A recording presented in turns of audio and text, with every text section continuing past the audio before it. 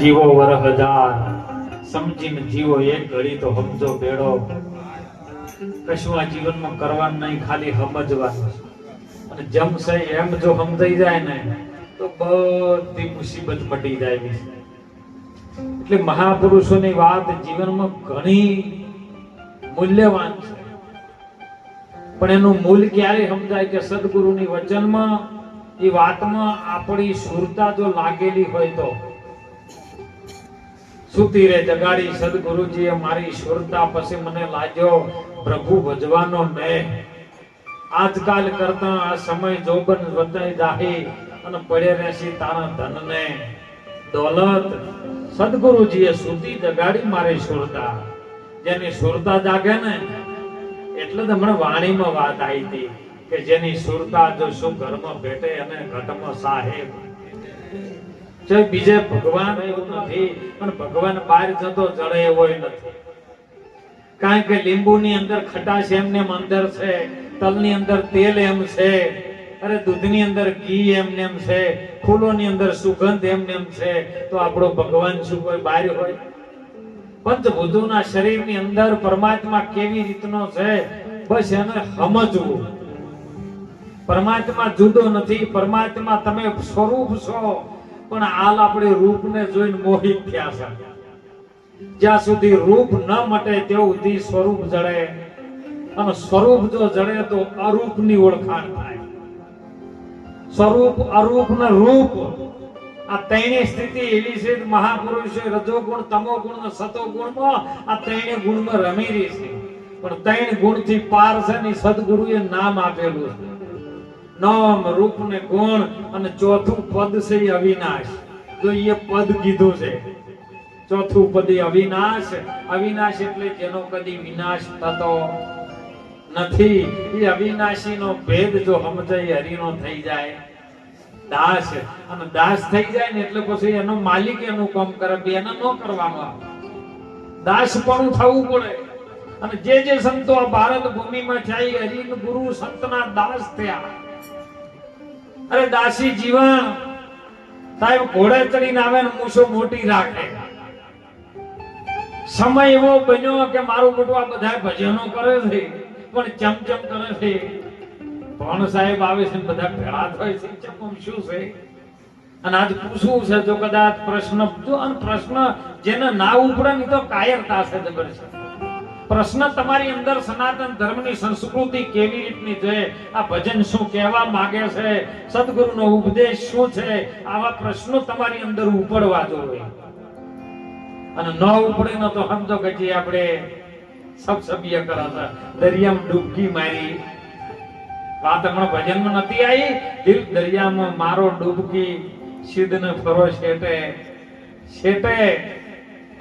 આદમ તો અંતરમાં રસ, ભજન કરો એને ભેટે. આમ મહાપુરુષ જીવન સાહેબે કીધું કે જો કદાચ આજ ભાણ સાહેબ આવે છે અને જો મારા પ્રશ્નનો જવાબ ન દે તો 17 ગુરુ કર્યા છે, મને 18માં ના પૂરું કરવું છે. સાહેબ જ્યોત ચાલતી હતી, મહાધર્મનો પાઠ ચાલે, ભગવાન રામદેવ ગુરુનો દીવાની જ્યોત ચાલે, અને અમે બધા ભેળા મળ્યા છે.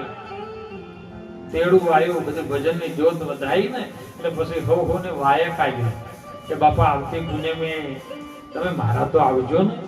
એટલે ભીમ સાહેબે વાયક ઝીલ્યું. જો વાયક પેલું ઝીલવામાં આવતો, ગતનો કોટવાળ હોય, નિદાર ધર્મનો જે પંથ ચાલતો હોય, પંથ એટલે માર્ગ, જે માર્ગે ચાલતા હોય, અને એમાંથી ગતનો કોટવાળ હોય, એ કોટવાળ ચોખા અને કંકુ લઈને આવે. અને આવીને બહાર આવીને, અત્યારે બધું મોબાઈલ માં હેડે છે એટલે ચાલે છે, પણ પેલા આવતો ને બહાર દરવાજે જેમ પેલા બારોટજી ચોપડો લઈને આવે ને બૂમ ન પાડે, એવી રીતનો ગતનો કોટવાળ આવે ને સીતારામ સીતારામ જય અલગ ઘણી કરતો કરતો આવતો હોય, અને વગને આઈને ઉભો રહે. એટલે હોમે ઘરેથી પોકાર પડે. જે ગતના જે માણસો હોય, ધર્મના માર્ગે ચાલવા વાળો ભગત હોય કે ભગતાણી હોય, એ પોકાર કરે, હા બાપા સીતારામ, કે વાયક ઝીલવાનું છે? તો કે હા. પછી કોટવાળ અંદર આવે. અંદર આયા પછી એને ઢોલડીએ બેહારે. ઢોલડી બેહારે તેડે એના ચરણ ધોવે. ચરણ ધોઈને ચરણામૃત લઈ અને પછી કઈક બાપા લાવો ચોખા ને કંકુ અને વાયક ઝીલે ને પછી માથું જાય તો સાહેબ જવું પડે. અત્યારે તો ફોનમાં બોલે કે ના બાપુ હવે નહીં મેળ પડવો, હમણાં વીજળી થાય છે. રઘુકુળ રીત સદા ચલી આવી, પ્રાણ જાય પણ વચન પછી ન જાય. વાયક ઝીલે પણ જેને વાયક ઝીલ્યું હોય ને એને જવું પડે ને જવું પડે સાહેબ. અને એમ વાયક આલ્યું ભીમ સાહેબ ને બાપા અમારા તો આવજો ને ભોગાવદરમાં કે આવશું. બીજો ભાઈ બેઠા કે બાપા પુણ્ય તો અમારે ભજન છે તમે આવશો. બાપો કે લાવો હરિની મરજી. લઈ લીધું. 4 જણાની વાયક આવ્યા. ચારે વાયક ભીમ સાહેબે સ્વીકારી લીધા. તો દાસી જીવનના મનમાં એમ થયું કે એક છે અને 4 જગ્યાએ જેવો પહોંચી વળે વાળું જોવું છે. અને જો કદાચ એક જગ્યાએ ન હોય ને તો ધડથી માથું અલગ કરી દેવું, રાખવો નહીં. સમય બન્યો સાહેબ, પૂનમ આવી ગઈ, પાટણનો ભજન થાય, જોત ચાલુ. ભીમ સાહેબના હાથમાં એક તારો, પેલો એક તારો હતો જબરજસ્ત, એક તારો, કોઈ નહીં, એક જ તારો. નામ જ એનું એવું છે, એક જ તારો. એ પ્રભુ, એ ગુરુ, બીજો કોઈ નહીં. એક તારો હાથમાં લઈને ભજન ચાલુ. આ ભજન હાલ બોલ્યા હતા ને પ્રવીણભાઈ કે હરિ તારા નામનો પાટ રે મરડાનો, એમાં જળહળ જોતું તો નહીં એવું ભજન ચાલુ. અને દાસી જીવન જોઈ રહ્યો, હા હોય જગ્યાએ છે. ત્યાંથી ઉભો થઈ અને ઘોડા ઉપર ઉપડ્યો. બીજા કો જો વાયક લીધો તો જોવે એ ભજન ચાલુ. અને ત્યાં ભીમ સાહેબ બેઠેલા. જો શિષ્ય એક પગલું આગળ ચાલે તો ગુરુ 10 ડગલા આગળ હોય. તેઓ જોવે તે સતાર ઉપર ચાલુ. 4 જગ્યાએ જોયો ને 4 જગ્યાએ ભીમ સાહેબની હાજરી. જીવનને એમ થયું ગુરુ તો ઘણા જોયા, 17 કર્યા પણ હવે 18મો કરી લેવો. અને સાહેબ ચરણમાં પડી ગયું, બાપા તમે મારા ગુરુ છો. કે હું ગુરુ કોઈનો થાતો નહીં. તો કે બાપા 4 જગ્યાએ હાજરી આલી. અત્યારે તમે મોબાઈલમાં 17 જગ્યાએ હાજરી આલી શકો, પેલા 4 જગ્યાએ આલી. તો આર્યું રમકડું પેલું નહીં હોય હે? એક લાઈફ કરો જગ્યાએ 1000 જગ્યાએ તમારી હાજરી હોય. એ સમયે એવું જ હતું સાહેબ. પેલો ઘોડા પર થાય એની પેલા ઘોડા પર ભીમ સાહેબ એ જ બેસી જતા હતા. અને સાહેબ ચરણ સેવી કે તાર બાપા આવજો ને આવતી પુણ્યમે મારા ઘેર પાટ મંડાવો અને તમે મારા ગુરુ થો, ગુરુ ધારણ કરવા છે. સારું, તારે જો આજ ઈચ્છા હોય, તારી જિજ્ઞાસા દાજી હોય તો આપણે આગળ ડગલું ભરશું. સાહેબ પાટ મંડાળ બધો ખર્ચો કર્યો. અત્યારે હવે આપણે 12 વાગ્યાના મહારાજ કહે છે કે અત્યારને 20 થી 4 વાગ્યા તો પ્રસાદ જ બેતા હતા અને 4 વાગે થાળી જ થતી. એમ સાહેબ પાઠ ચાલુ કર્યો, ભજન ચાલુ કર્યો પાઠના. અને 4 વાગ્યાની જોત અલીલ કુંદ જ્યારે જોત ઉપર મૂકવાનું થયું અને ભીમ સાહેબે જોત વધાઈ અને અલીલ કુંદ મૂકીને ભીમ સાહેબ હરિહર કરીને સીતારામ કરીને નીકળવા માંડ્યા. એટલે જીવન તાજી રહ્યો. બાપુ મને કોક કહેવાના હતા, મહામંત્ર હાલવાના હતા ને હાલ્યો પણ કઈ ના જો. જેમ કે પેલી 4 જગ્યાએ હાજરી જોઈ ને એટલે મને ભય પહેરી ગયો કે જો કદાચ આ ગુરુ નાવા પડસા ધારી કોક કહેવા જવું અને જો કડવું નીકળી જાય તો ભય વગર ભક્તિ એ ન થાય. એ તો બીક લાગે તો જ ભક્તિ કરે ને કે કોઈ કરે એવું નહીં. અને સાહેબ ના બોલ્યો. જીવન સાહેબ જતા ફેર વાયકાલ બાપા તમે મને જે મંત્ર આલવાના હતા બેટા એક પાઠ બીજો કરી લે ને. બીજો પાઠ કર્યો. ફેર બોલાય, ભક્તોને બોલાયા, જમણવાર કર્યો, હરિહર કર્યું. 4 વાગે ભજન પૂરે ત્યાં અલી જોત બુંદ વધાઈ અને નીકળી ગયા સાહેબ. એમ કરતા કરતા કરતા 7 પાઠ કર્યા. 7 વખત પાઠ કર્યો. જીવન હારી ગયો. એની પાસે બધું હતું ખતમ થઈ ગયું. એક પૈસો પાસે નહીં. 8મી વખત બાપુને કીધું બાપા જે મહામંત્ર મને હાલવાનું તો બાપા દયા કરો.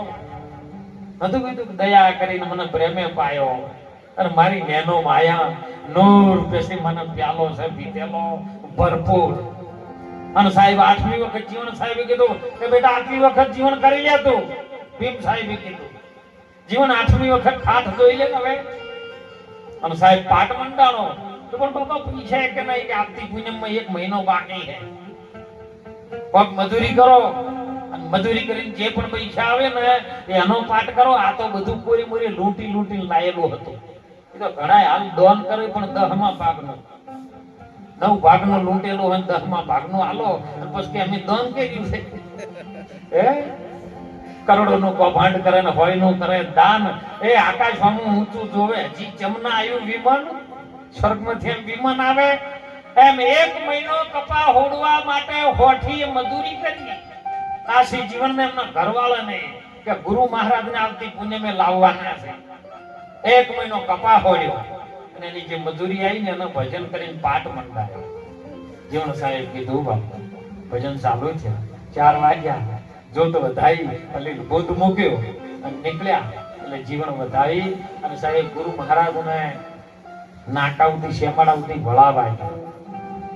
કાક બાપુ કહેતા ને કે ના ઓગણિયામાં કોઈ પૂછીને આવે તો આવકારો બેઠો આલજો અને પછી છેલ્લે તું ઝોપા ઉધી મેલવા. પણ અત્યારે તો બાપુ ના આવું હોય તો આવે પછી ભજન પૂરું થાય. બાપુ જોતા હોઈએ તો કોઈ એમ નહીં કે તો પહોંચ્યા નહીં પહોંચ્યા, કોઈને ફોન કર્યો હોય તો એમ કેમ પહોંચ્યા કે ન પહોંચ્યા. અને એમ જીવન વધારવા માટે વળાવવા માટે ગોધરા સુધી ગયો, શેમાડા સુધી ગયો અને જોયું બાપા ચરણમાં ફરક પડ્યો અને ઓખમાંથી દર ઓહુ ધાર થઈ. એટલે ભીમ સાહેબને ખબર પડી કે હા હવે આર્યો કોરો ધાબો થયો છે. જેમ કે સલેટ જેવું જબરજસ્ત લીટર કરેલા હોય ને ચીબાદ લખવું અમે વિચાર કરે છે. એટલો બધો કચરો કઈ નાખ્યો હોય ચીબાદુ સાફ કરીને લખવું. છતાં ગુરુ મહારાજ ધોવે સાહેબ, ગુરુ મહારાજ સાફ કરી નાખે. જીવનની ઓખમાં તાજા. ભીમ સાહેબને ખબર પડી કે હા હવે બધું અભિમાનવાનું ઉતર્યું છે. અને એ વખત કીધું જીવન તૈયાર થા, તને મહામંત્ર આપું કે બાપા હોય તો કોઈ નહીં. પાઠ હતો એ તો બધો વધાઈને આવતા રહ્યા. અને કે ગોડા મારે કેવું છે ને તારે હોભળવું છે. એમાં ગામના મેલને એક બાજુ કેવું છે મારે ને હોભળવું છે તારે. આ તો નાભી છે મૂળ ને પવન વેલો, આ ગરજી રહ્યો એ ગુરુ નો હોભળે એ જ ચેલો.